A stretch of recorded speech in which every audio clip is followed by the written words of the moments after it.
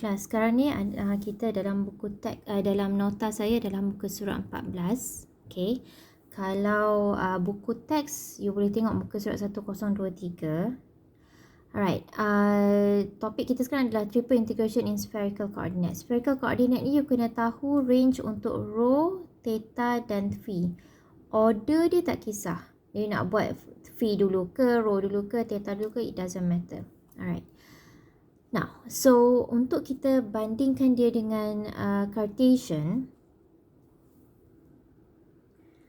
okay, you kena ingat macam dalam dalam Cartesian kita ada x, y, z. Kalau dalam cylindrical kita ada x adalah r cos theta, y adalah r sin theta dan z adalah z. Kalau tapak kita adalah x, y.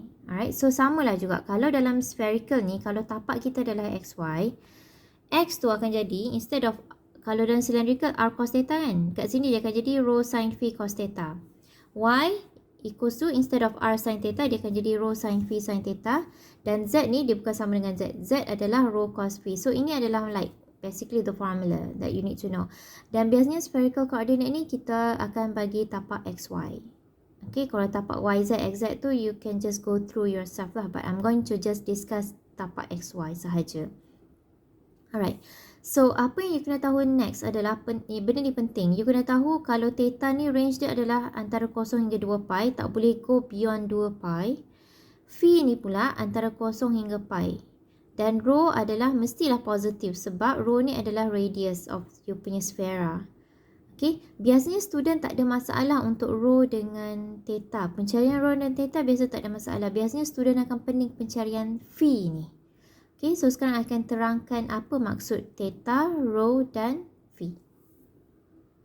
Okay, so untuk pencarian theta, rho dan phi, theta ni you kena cari menggunakan 2 dimensi. Rho ni you kena cari menggunakan 3 dimensi. Rho ni adalah daripada formula of you punya sfera. Sebab rho ni adalah sfera punya radius. Okay, dan phi ni you kena cari daripada 3 dimensi punya sketching. Alright, so untuk pencarian theta, okay, katalah you ada sfera penuh, apa you buat adalah you cuba slicekan sfera tu. Okay, bila you slicekan, dia punya dimensi 2D punya sketching adalah, untuk case ni jika dia adalah sfera penuh, satu bulatan penuh, satu globe tu, you can see that dia punya tapak adalah bulatan penuh. Jika sfera penuh, maka satu bulatan penuh. So that's why untuk theta, maksimum dia mesti 2 pi. Maksudnya sebab bulatan it cannot go beyond 2 pi. That's why theta ni adalah daripada 0 hingga 2 pi. Okay, phi ni biasa student pening. Okay, cara you nak cari nilai phi adalah daripada z positif kepada z negatif. Okay, z positif kepada z negatif, you tengok. Dia adalah daripada 0 hingga pi. 0 hingga pi.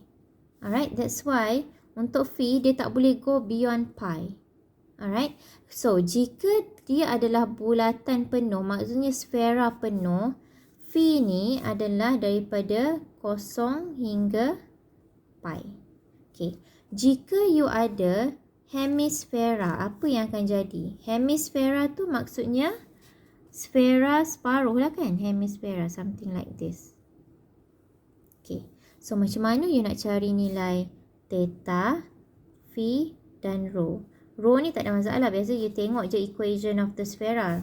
Okay, so student biasanya antara theta dengan phi ni macam mana nak cari? Okay, untuk theta, as I told you, dia mesti 2 dimensi. Okay, cuba you slicekan. You tengok, you akan dapat bulatan kan? Dia punya 2 dimensional. So you tengok, kalau hemisfera still bulatan penuh, maka theta adalah daripada 0 hingga 2 pi. Tapi phi kita, you tengok, phi dikira daripada z positif sehingga z negatif kan? Okay, so phi ni dikira daripada z positif sampailah ke tapak xy. Sebab in this case z negatif tak ada. Kan dia ada satu bulatan, satu sfera. Dia macam ni je, ke atas ni sahaja. Alright, maksudnya you kena fikir tapak mangkuk tu saja. Bawah ni tak ada. So you can see that Z kita daripada sini sehinggalah ke tapak. Maksudnya dia 90 darjah sahaja. I hope you are clear. Patutnya daripada 0, 90 ke 180 kan. Sekarang ni sebab dia adalah hemisfera, maka 0 hingga 90. So untuk kes hemisfera dia adalah 0 hingga pi over 2. Okay, I hope you are clear. Okay. Kalau quarter of a sphera, so katalah kita ada quarter of sphera. Dia macam ni je kan. Okay, quarter of sphera dia something like this. Okay, you kena bayangkan macam you ada satu tembikai, you belah 4. So ni adalah belahan dia. Okay, so untuk quarter of a sphera ni, you tengok kalau you buat slice-slice dalam dia punya 2 dimensi akan jadi macam ni sahaja. Alright. Okay, boleh faham Alright, so I hope you are clear. So untuk theta dalam quarter of a sphere ni, dia akan jadi daripada 0 hingga pi over 2. Sebab dari sini ke sini. Alright. Lepas tu, you kena fikir ni tapak kan. Okay. Dia punya Z pula, you tengok Z negatif tak ada. Daripada Z positif sehingga tapak ni. So, you ada 90 darjah untuk kita punya phi. 0 hingga pi over 2. Alright. I hope you are clear. Okay. Maksudnya untuk sphera, quarter of a sphera, daripada permukaan,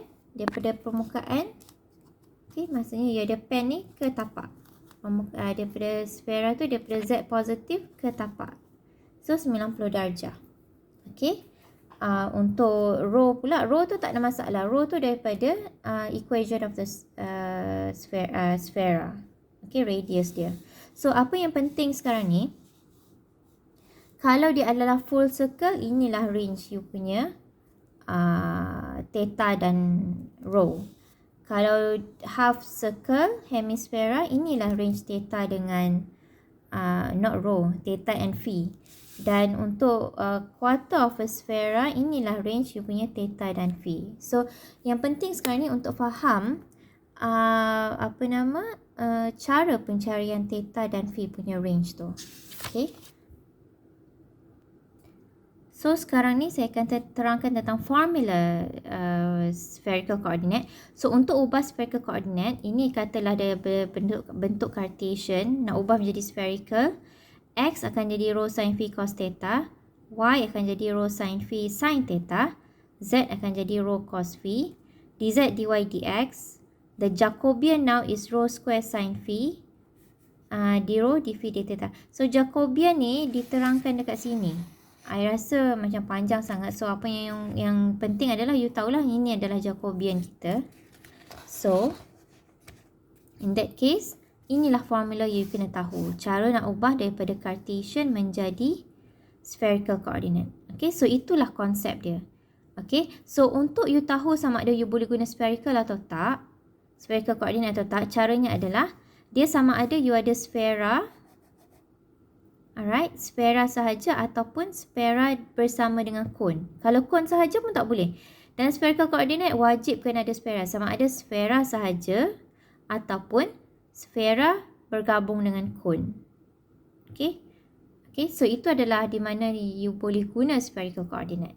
Dan spherical coordinate ni biasanya kalau you nak guna spherical coordinate, soalan tu tanya, kalau soalan tu suruh guna spherical, barulah you guna spherical. Kalau tak, you ada option untuk menggunakan cylindrical. It's easier to use cylindrical than to use spherical sebab biasanya student buat masalah bila nak cari range of phi ni. Theta tak biasanya okey, rho biasanya okey, phi ni biasa student ada problem sikit. Okay. So I think I will proceed next video with the examples.